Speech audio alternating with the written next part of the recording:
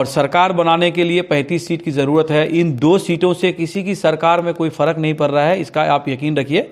और हमारी पार्टी अगर वहाँ से जीत जाती है तो माइनॉरिटीज़। आप लोगों की पार्टी जो है AIMIM हर जगह इलेक्शन लड़ रही है, दिल्ली में भी इस टाइम 2 सीटों में इलेक्शन लड़ रही है। किसको हराने के लिए वहाँ पे MIM इलेक्शन लड़ रही है? देश में सांप्रदायिक ताकतों का जो बढ़ावा दे रहा है उसको हराने के लिए MIM अपनी मजबूती, अपने लोगों की मजबूती के लिए वहाँ पे 2 उम्मीदवार उतारे हैं। और अल्हम्दुलिल्लाह हम लोगों को उम्मीद है पूरी के दोनों विधानसभा में हम लोगों को कामयाबी हासिल होगी। और आपका सवाल जो कटाक्ष वाला सवाल है, मैं बिल्कुल समझ पा रहा हूँ कि आपका ये सवाल का मकसद क्या है। देखिए, ये 70 सीट का ये क्षेत्र है और सरकार बनाने के लिए 35 सीट की ज़रूरत है। इन 2 सीटों से किसी की सरकार में कोई फ़र्क नहीं पड़ रहा है, इसका आप यकीन रखिए। और हमारी पार्टी अगर वहाँ से जीत जाती है तो माइनॉरिटीज़ के मसले को लेकर के नहीं, हर समुदाय के दबे कुचले लोगों की एक आवाज़ बनेगी। और इसी उम्मीद के साथ बैरिस्टर असदुद्दीन अवैसी साहब ने वहाँ पे दोनों मजलूम जो जुल्म के खिलाफ लड़ाई लड़ने में अभी तक जेल में बंद हैं, ऐसे लोगों को उम्मीदवार के तौर पे उनको मौका मिला है। और इंशाल्लाह अगर वो जीतेंगे तो वो जेल से बाहर भी आएंगे। उसके बाद जो उनका जेल के दौरान का जो दर्द है वो आप सुनेंगे, क्योंकि अभी तक वो अपना दर्द बयान नहीं कर पा रहे हैं, क्योंकि वो पेरोल की हैसियत से बाहर आए थे इलेक्शन प्रचार प्रसार में और उन्होंने अपना प्रचार प्रसार को ख़त्म करके वो वापस भी चले गए हैं।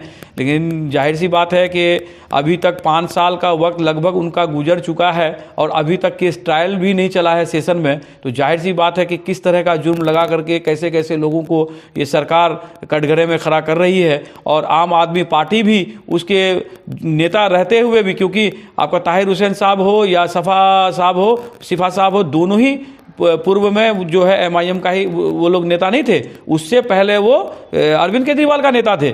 लेकिन बचाव में उन्होंने अरविंद केजरीवाल भी उन लोगों से जो है कन्नी काट लिया। और ऐसी स्थिति में बैरिस्टर असदुद्दीन अवैसी साहब कंधे से कंधे मिला करके उनको खड़ा किया और उन्होंने इलेक्शन लड़वाने का काम किया। अब वहाँ की अवाम पे पूरा भरोसा है हम लोगों को कि अगर उन्होंने उनके हक के लिए फैसला अगर किया होगा इंशाल्लाह तो 8 तारीख को नतीजा आपके सामने रहेगा। जिस तरह से जहाँ तक देखा जाए कि जहाँ बहुमूल्य क्षेत्र मुस्लिम है, सिर्फ आपकी पार्टी वहीं पे इलेक्शन लड़ रही है, जबकि वहाँ पे बंटवारा हो जाता है, कांग्रेस भी ले लेता है, आम आदमी पार्टी भी ले लेता है और आप भी ले लेते हैं। इसमें बीजेपी को ज़्यादा फायदा होता है, जिसमें आप लोग के ऊपर हमेशा लांछन लगता है। इसके बारे में क्या? मैं आपको बता दूं कि हम जहाँ से जीतने के काबिल होते हैं वहीं से हम लड़ते हैं। अगर हमें बीजेपी को फ़ायदा पहुँचाना होता तो आपको क्या लगता है कि हर विधानसभा में माइनॉरिटीज़ का वोट नहीं है क्या? तो हम हर विधानसभा से लड़ते। हम सेकुलर दलों को मौका भी देते हैं और हम ये चेताते भी हैं कि आप जो हमारी आवाज़ अब तक नहीं उठा रहे हैं तो हमारी आवाज़ उठाने का काम कीजिए, नहीं तो हम जहाँ जहाँ से आप जीतने के काबिल होंगे सब जगह हम उम्मीदवार उतारेंगे। हम उनको चेताने के लिए अपने उम्मीदवार कम उतारते हैं और उनको सरकार बनाने का जो है रास्ता भी रखते हैं ताकि वो 68 सीट जीते।